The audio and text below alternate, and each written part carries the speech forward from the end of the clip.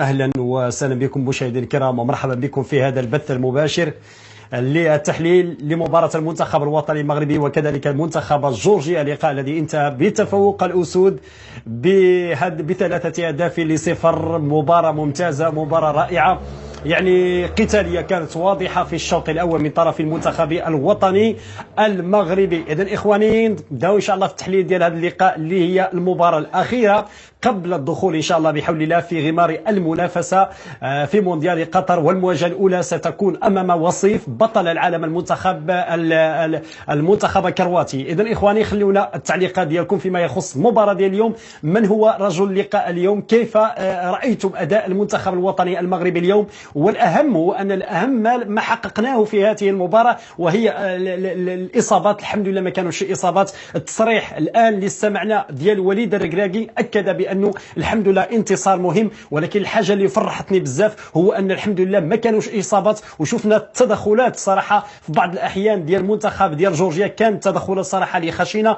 ضد لاعبي المنتخب الوطني المغربي. التدخل على سايس، كذلك على مزراوي البديل ديال أشرف حكيمي في الشوط الثاني على جهته اليمنى كظهير. الحمد لله الأهم هو أن الإصابات ما كانوش.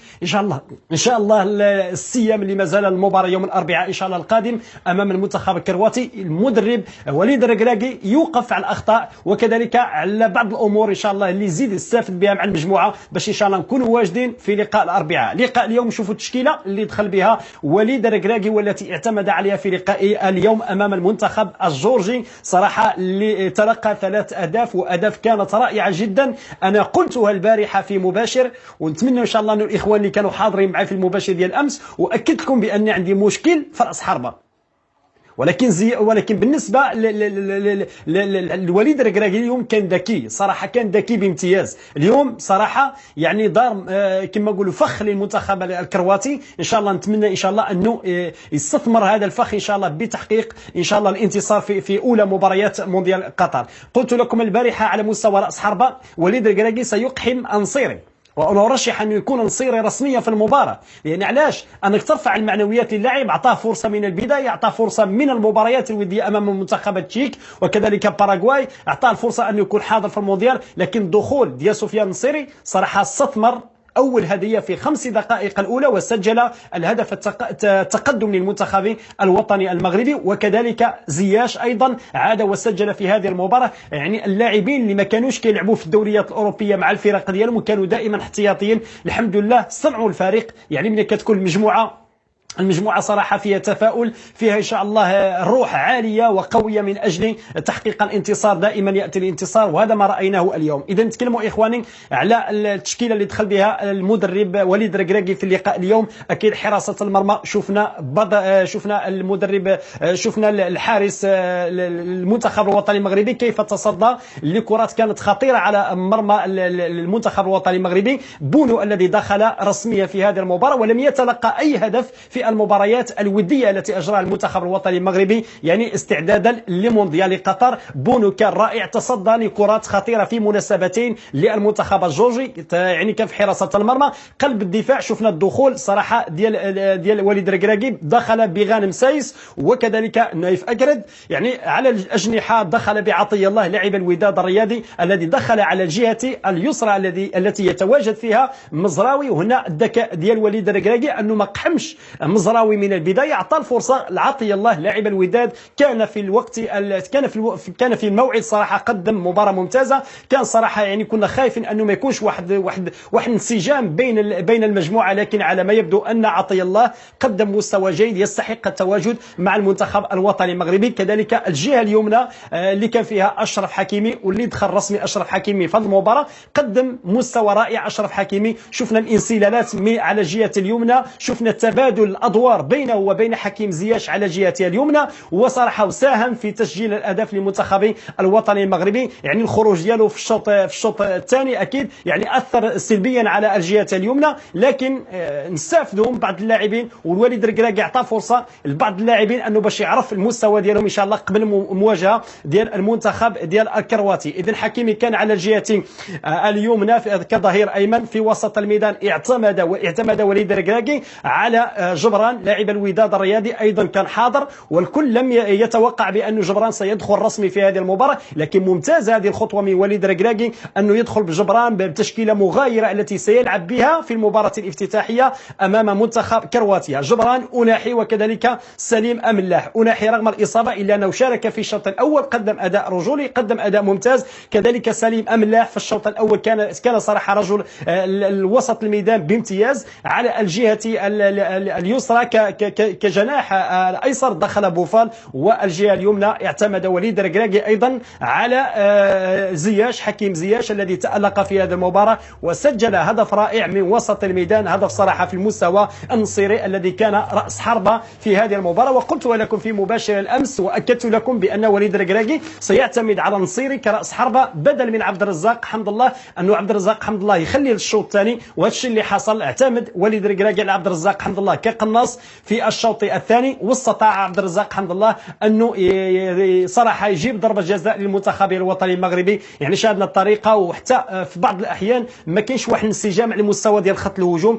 لأن بعض المرات كنشوفوا عبد الرزاق حمد الله يعني يطلب الكرة، ولكن بعض المرات ما كيعطيوهاش الكرة يعني في الوقت المناسب. هذا هو المشكل اللي خص وليد ركراكي ينتبه له، وانتبهنا له كثيرا على مستوى خط الهجوم. شفنا عبد الرزاق حمد الله بعض المرات كيكون خاوي وما كيعطيوهاش الكرة. نتمنى ان شاء الله يكون تصحيح بعض الامور، واحد الخلل بسيط اللي عندنا في راس حربه، باش نشوفوا ان شاء الله الانسجام ما بين كذلك زياش وبوفال واللاعبين اللي كيصعدوا الهجوم ديال المنتخب الوطني المغربي. اذا مباراه اليوم مباراه كانت في المستوى، يعني الاسود ظهروا بشكل افضل في الشوط الاول، قدم المنتخب الوطني المغربي اداء رجولي في الشوط الاول، تفوق في المباراه بثلاثه اهداف لصفر، يعني نتيجه ايجابيه، نتيجه ترفع معنويات المنتخب الوطني المغربي قبل اللقاء ديال المنتخب كرواتيا. نشوفوا البدائل اللي اعتمد عليهم وليد ركراكي واللي دخلوا في الشوط الثاني من هذه المباراه. شفنا الدخول ديال عبد الرزاق حمد الله في المكان ديال نصيري، وكذلك خروج حكيم زياش ودخول مزراوي اللي شفناه لعب في الجهه اليمنى ديال اشرف حكيمي. علاش المستوى ديال المباراه نقص في الشوط الثاني؟ يعني شفنا الشوط الثاني ماشي هو المستوى اللي شفناه في الشوط الاول، يعني مع دخول مزراوي في الجهه ديال اليمنى ديال اشرف حكيمي كظهير، بقى عطيه الله في الجهه اليسرى. وكنظن ان عطيه الله نجح بشكل كبير في انه صراحه يستحق الرسميه مع المنتخب الوطني المغربي، نجح صراحه في تغطيه الجهه كظهير ايسر ديال المنتخب الوطني المغربي، كذلك مع الدخول ديال مزراوي في المكان ديال اشرف حكيمي اللي شفنا المستوى ديال المنتخب الوطني المغربي رغم انه نقص شويه في الشوط الثاني، الا ان بعد تسجيل ضربه جزاء عن طريق بوفال وبعد دخول عبد الرزاق حمد الله وشفنا ضربه جزاء اللي جات، تحرك المنتخب الوطني المغربي في الانفاس الاخيره من المباراه. لكن الاهم في هذه المباراه هو الفوز، وهي الخروج بدون اصابات. كنا متخوفين من الاصابات لان شفنا التدخلات الخشنه وبعض التدخلات اللي قويه اللي كانت في صالح على لاعبي المنتخب الوطني المغربي. كنا متخوفين بزاف، شفنا السقوط ديال غانم سايس قلب الدفاع، وكذلك شفنا السقوط ديال مزراوي وحكيمي، لان وليد ركراكي في التصريح ديالو قال اودي الحمد لله انه ما تصابوناش اللاعبين، لكن خايف على حكيمي اكثر، انه ركز على حكيمي بزاف لان حكيمي صراحه هو الدينامو ديال المنتخب الوطني المغربي. شفنا الطريقه اللي كيطلع بها تبادل الادوار بينه وبين حكيم زياش، يعني هنا يبان لك بان الاحتراف، الطريقه ديال اللعب ديال اللاعبين الكبار في الدوريات الكبرى. الحمد لله ان وليد ركراكي يعني دار فخ كما نقولوا المنتخب ديال كرواتيا، حتى منتخب كرواتيا ما لعبش باللاعبين الرسميين في المباراه الوديه ديال الامس امام المنتخب السعودي، والتي انتهت بتفوق المنتخب الكرواتي في الانفاس الاخيره من المباراه في الدقيقه 82 بهدف لصفر. لكن المنتخب الوطني المغربي اليوم صراحه انا ما بغيتش يبانوا ذاك المستوى الكبير. علاش؟ باش ما يقيسناش الغرور، نقولوا باللي عندنا منتخب كبير وخصنا وغادي نمشيو للمونديال وكذا. الحمد لله مشينا درجه، وشوفنا حتى اللاعبين في الشوط الثاني يعني كان واحد الهدوء، كان واحد البروده في اللعب، وهذا الشيء مزيان للمنتخب، مزيان للافتتاح ديال المونديال امام المنتخب ديال كرواتيا. اذا خروج ايضا ديال املاح، دخول الياس الشاعر اللي شفنا ما كانش واحد التفاهم بينه وبين وسط الميدان ديال جبران وكذلك مرابط سفيان مرابط بعد دخول سفيان مرابط. يعني نتمنى ان شاء الله هذه الامور تحسن ان شاء الله في الاسبوع القادم ان شاء الله، باش المنتخب الوطني المغربي نهار الاربعاء يكون واجد 100%. اذا خروج املاح، ايضا دخول الياس الشاعر، جواد اليميق ايضا دخل في مكان العميد غانم سايس، لان حتى وليد ركراكي كان خايف على غانم سايس العميد اللي عنده صراحه خبره على مستوى الدفاع. كذلك الزروري اللاعب الجديد الذي انضم الى المنتخب الوطني المغربي. هنا الذكاء ديال وليد الركراكي عطاه فرصه باش يتعرف على المجموعه. ما يمكنش ان تحرم لاعب جديد اللي جا انس الزروري جا المنتخب الوطني المغربي، عطاه على الاقل واحد 4 ساعات ديال المباراه وشفنا دخل في المكان ديال زياش. لكن هنا الخروج ديال زياش يعني اثر عاوتاني سلبيا على الخط ديال الهجوم ديال المنتخب الوطني المغربي. اخواني نتمنى انكم تبارطاجيو الفيديو، تخليونا لايك وشجعونا وعطيونا الراي ديالكم في المباراه. الاهم هو اننا نتقاسموا الراي جميعا. عطيوني الراي في المستوى ديال المنتخب الوطني المغربي، شنو بالكم في بعض المراكز؟ واش قادر المنتخب الوطني المغربي يعني يحقق نتيجه ايجابيه في المباراه ديال الافتتاح امام منتخب كرواتيا؟ واش المستوى ديال المنتخب الوطني المغربي كيفرح؟ على الاقل اننا نشوفوا هاد الاسماء اللي عندنا واللاعبين اللي كاينين، من بينهم لاعبين ديال البطوله ديال الوداد، شفنا جبران اليوم، شفنا كذلك بن عطيه اللي قدموا مستوى رائع ويستحقون ايضا الرسميه، لان وليد الركراكي اعتمد عليه في المباراه ديال اليوم، اعتمد على واحد التشكيله كما كنقولوا التشكيله ديال المنتخب الوطني المغربي الثانيه اللي اعتمد عليها في الشوط الثاني. لكن اليوم اباءت البلاء الحسن في الشوط الثاني مع دخول جبران وكذلك عطيه الله وكذلك دخول ايضا كل من انصيري في خط الهجوم. اذا وشفنا التغيير اللي قام به وليد الركراكي، يعني اعتمد حتى على مزراوي في الجهه اليمنى بعد خروج اشرف حكيمي. اذا خروج ايضا خروج ايضا اناحي ودخول سفيان مرابط. سفيان مرابط كنعرفوه دائما كيكون رسمي مع المنتخب الوطني المغربي. اليوم دخلوا كاحتياطي في الشوط الثاني دخول مكان ديال اناحي رغم الاصابه الا انه كان في المستوى، قدم اداء رائع في هذه المباراه. اذا هذه التغييرات اللي قام بها وليد الركراكي في هذه المباراه. شارك حمد الله بديل للنصيري، خروج حكيمي ودخول مزراوي، سفيان مرابط دخل في مكان اناحي، خروج املاح ودخول الياس شاعر، خروج غانم سايس العميد المنتخب الوطني المغربي ودخول ايضا جواد اليميق، واللاعب الجديد انس الزروري دخل مكان حكيم زياش. الاهم هي الانتصار، الاهم الحمد لله هي ان خرجنا بدون اصابات. اذا اخواني جبران عطيه الله وحمد الله الناقصين، والله احسن لاعب هو زياش. الخبره يا اخي، انا ذكاء ديال زياش نقراو لكم موطي ديال الاخوان بعدا. حمد الله ما بغاوش يعطيوه الكره، هذا ما لاحظت في هذه المباراه وغادي نتكلموا على هذا الموضوع. حمد الله ما بغاوش يعطيوه الكره. اذا نتمنى حتى انتم تخليونا الراي ديالكم. انا لاحظت هذه الفكره او لاحظت هذا المشكل هذا، لان شفنا عبد الرزاق حمد الله في 3 مناسبات تقريبا كان بوحده في المرمى، ولكن ما شفناش اللاعبين كيعطيوه بواحد الكره، يعني بواحد الطريقه اللي يقدر يخلق بها كما نقولوا يزعج بها المرمى ديال المنتخب الجورجي. ولكن شفنا الكره اللي شدها وحكم فيها هي باش صيد بها ضربه جزاء. اعتذر الاخوان،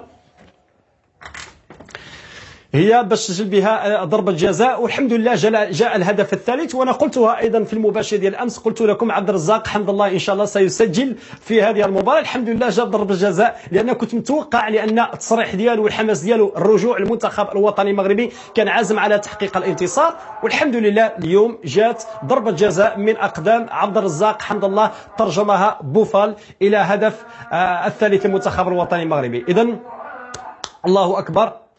خليو الاذان ديال المغرب ان شاء الله يودن، ونقراو لي كومونتير ديال الاخوان، ونتمنى انكم تقاسموا معنا الراي ديالكم فيما يخص هذه المباراه، وعطيونا الاداء والمستوى ديال المنتخب الوطني المغربي. ديما مبروك خويا ادم، تحياتي لك وديديكاس خويا ادم لك خويا. ماتش اميكال ماشي كوبنا اكيد اخي، نتمنى ان شاء الله نستافدوا بالاخطاء. محمد بوعسريه تحليل رائع، تحياتي لك اخي محمد. علاش ما بغاش يخليو ليه يضرب ضربه جزاء؟ هذا اللي غادي نتكلموا عليه ان شاء الله بحول الله. انا كنتمنى لان وليد الركراكي عطى كلف اللي غادي يبقى يضرب ضربه جزاء باش ما يوقعش المشكل اللي طحنا فيه مع المنتخب في الفتره ديال خالي لوزيج. نظفت معك اخويا فعلا ما تعطيوش الكره، نظفت معك اخويا فعلا ما تعطيوش الكره خويا. نتمنى ان شاء الله انه وليد الركراكي هو اللي يشوف هذا المشكل هذا. علاش انا شفت الصراحه اليوم يعني في المباراه انه عبد الرزاق حمد الله كان في واحد الوقيته قدام المرمى، يعني كان بوحده في واحد البلاصه ما عطاوش الكره، واحد اللقطه عطاو الكره، سبق الكره امام اللاعبين عوض ما يعطيها لعبد الرزاق حمد الله يقدر يسدد. يعني كنظن عبد الرزاق حمد الله لو كان عطاوه الكواري بشكل افضل يعني في اللقاء ديال اليوم لو كان سجل اهداف، رغم انه شوف الطريقه اللي حبس بها الكره وسدد بها الكره، يعني في زاويه مغلقه في المربع ديال العمليات، يعني اصطاد صيد ضربه جزاء والحمد لله شفنا حتى ردة الفعل ديالو بضربه جزاء انه كان راضي، لان عارف المدرب عاطي البوفال وكلف اللاعبين اللي غادي يبقاو تيديروا ضربه جزاء، وهذا شيء ممتاز. هذه خطوه ممتازه من المدربين، ماشي تكون الهمجيه وتكون السيبه. اي واحد يبغي يمشي يداكو على الكره، اي واحد يبغي ضربه جزاء، يعني دائما خص اختصاص. اللي غادي يتيري لي فوت راه باين، اللي غادي يتيري ضربه جزاء راه باين، باش ما يوقعوش هذه المشاكل اللي هي كانت السبب في خروج عبد الرزاق حمد الله من المعسكر ديال المنتخب الوطني المغربي في مراكش. لكن على كل حال عبد الرزاق حمد الله كان في الموعد، كذلك اللاعبين كلهم كانوا رجال. اليوم قدموا اداء رائع جدا. شفنا المنتخب الوطني المغربي يعني في الشوط الاول صراحه مستوى رائع. انا كنعتبر اليوم يعني امتحان لبعض الاسماء اللي يقدر يعتمد عليهم وليد الركراكي في الشوط الثاني، لان ما دخلناش بالتشكيله الرسميه، ما دخلناش بسفيان مرابط، ما دخلناش بمزراوي، ما دخلناش يعني بلاعبين اساسيين لا على مستوى وسط الميدان وكذلك على المستوى ديال الدفاع.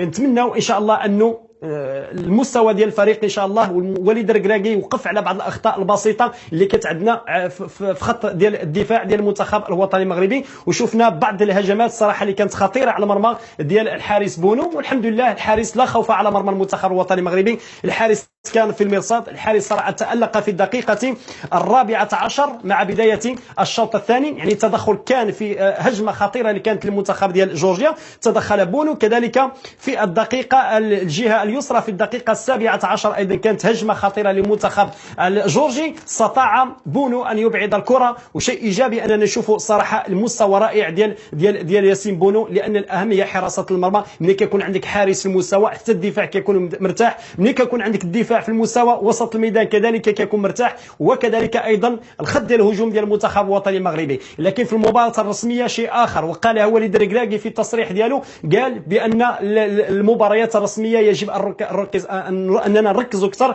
لان المباريات الرسميه ماشي هي مباراه وديه. شفنا بعض الاحيان المنتخب الوطني المغربي كان خايف، يعني كان واخد تخوف، لان الله يحسن العوره تقدر تصاب، لان لعنه الاصابات دائما في كل مناسبه او في كل مسابقه عالميه تطارد اللاعبين، وهذا المشكل الذي كان متخوف به المنتخب الوطني المغربي. والحمد لله الاهم هي اننا والله ما فرح بالفوز، ولكن الاهم هو اننا خرجنا بدون اصابات من هذه المباراه. هو الاهم هو ان المنتخب الوطني المغربي حقق الاهم وامام الانصار في مباراه صراحه من اجل رفع المعنويات، رفع معنويات الاسود، لان ما ينتظرهم في قطر شيء رهيب جدا، لأن الحماس الكبير ديال الجمهور العربي والجمهور المغربي الذي ينتظر من المنتخب الوطني المغربي أن يقدم الأفضل في هذا المونديال التاريخي. اليوم المستوى كما قلت لكم مستوى رائع. شفنا دخول ايضا ديال انس الزروري الوافد الجديد على المنتخب الوطني المغربي، اعطاه فرصه، اعطاه على الاقل انه شفنا 11 دقائق ولا 4 دقائق في هذه المباراه، ما بانش بواحد المستوى. كذلك عبد الصمد الزلزولي، ولكن عندنا لاعبين ممتازين. حكيم زياش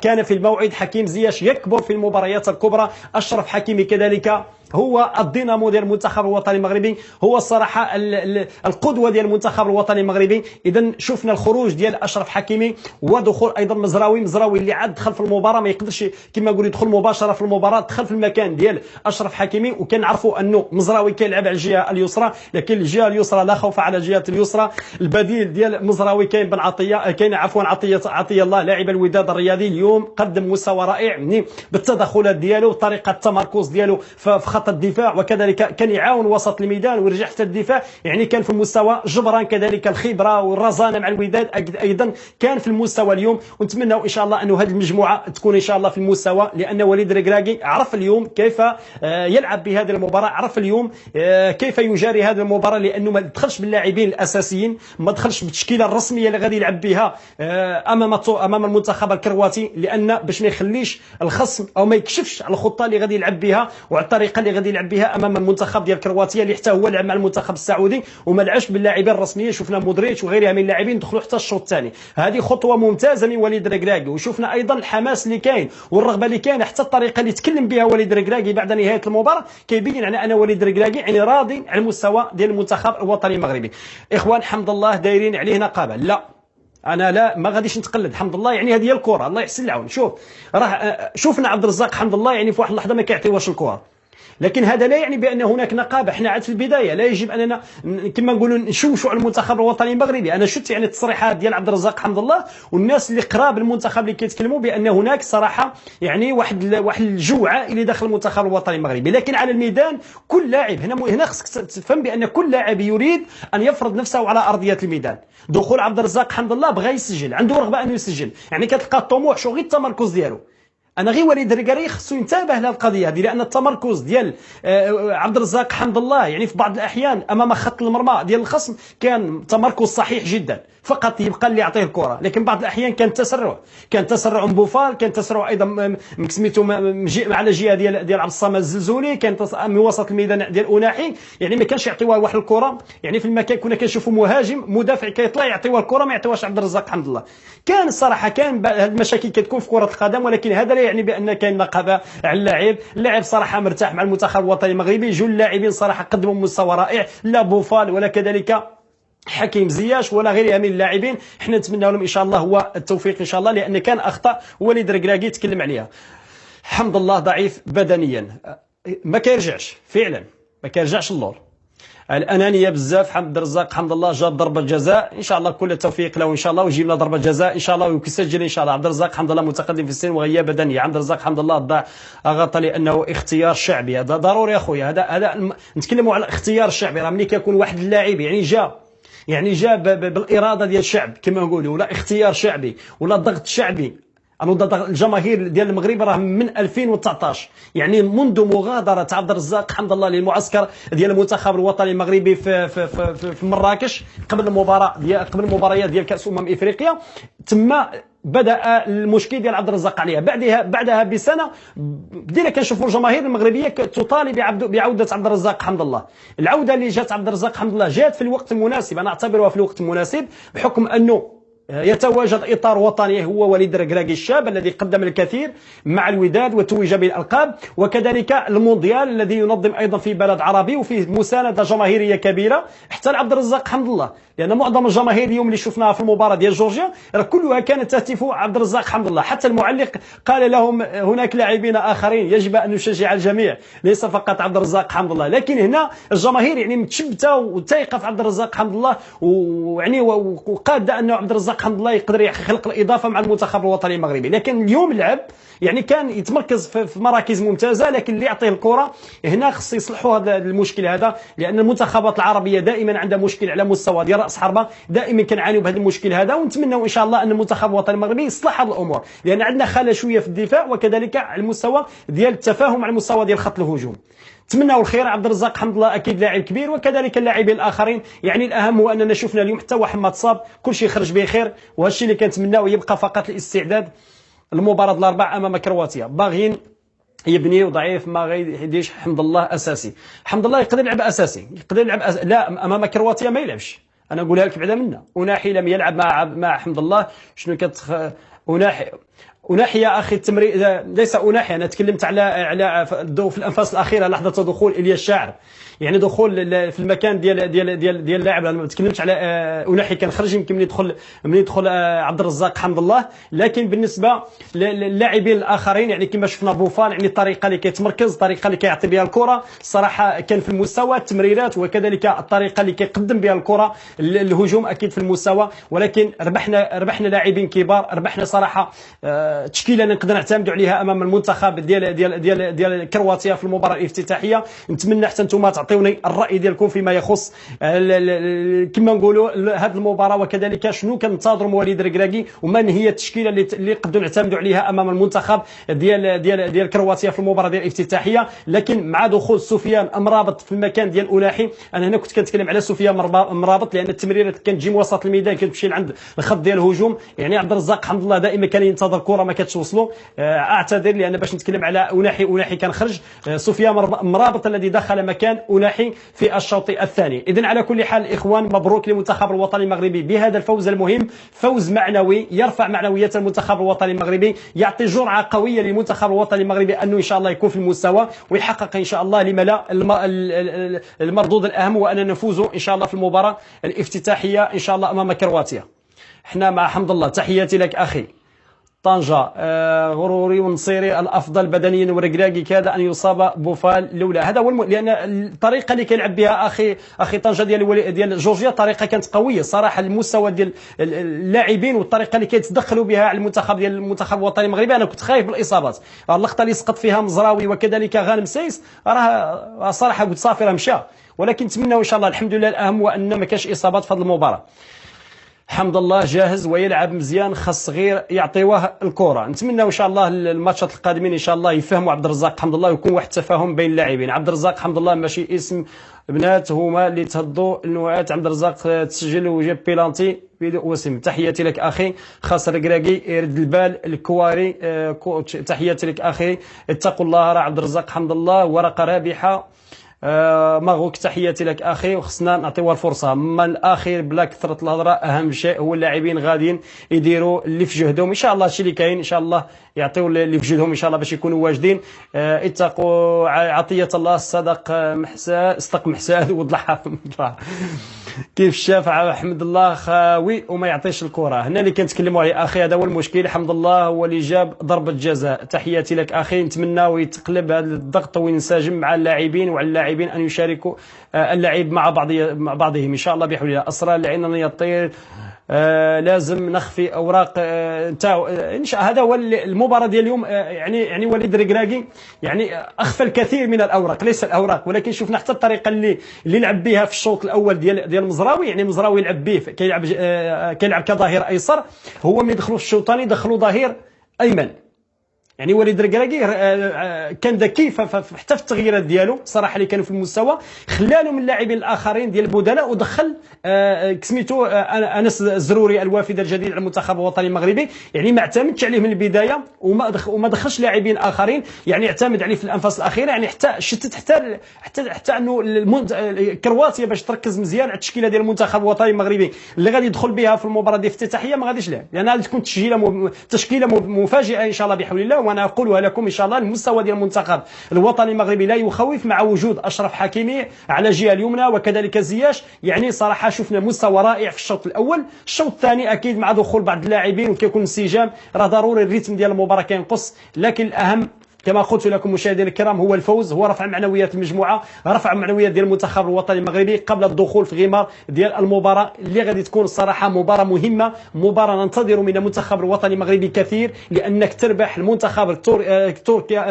كرواتيا في الافتتاح ديال كاس العالم اكيد غادي يكون عندك واحد الخطوه كبيره انك توصل الدور الثاني ديال مونديال قطر. واش اللي اكد عليه وليد ركراكي بعد نهايه المباراه. يعني واحمد الله وشكره بانه ما كانش اصابات لا ديال كان خايف على اشرف حكيمي وكان خايف على غانم سايس وكذلك اللاعبين الاخرين. الاهم والحمد لله هو ان كل شيء ان شاء الله كاين بخير. خصنا غير التفاهم بين اللاعبين وكل واحد تجانس لا على مستوى الدفاع وكذلك الخط ديال الهجوم. كانوا اخطاء دفاعيه اكيد امام منتخب جورجيا. يعني في الانفاس الاخيره شفنا بعض المحاولات اللي تدخل فيها الحارس بونو، الحارس صراحه اللي كيستحق الرسميه. الحارس سيكون الحصان الاسود ان شاء الله في مونديال قطر مع الاسود ان شاء الله. نتمنى له ان شاء الله التوفيق. اذا اخواني نكتفي بهذا المباشر، ما تنساوش لايك الفيديو خليونا لايك باش ان شاء الله تساندونا وتشجعونا ان شاء الله باش نواصلوا دائما في الحديث عن اجواء المنتخب الوطني المغربي وكذلك المنتخبات العربيه المشاركه في مونديال قطر. واعطوني الراي ديالكم ايضا، كيف رايتم مستوى المنتخب الوطني المغربي اليوم، وما هي التشكيله التي ترونها مناسبه من اجل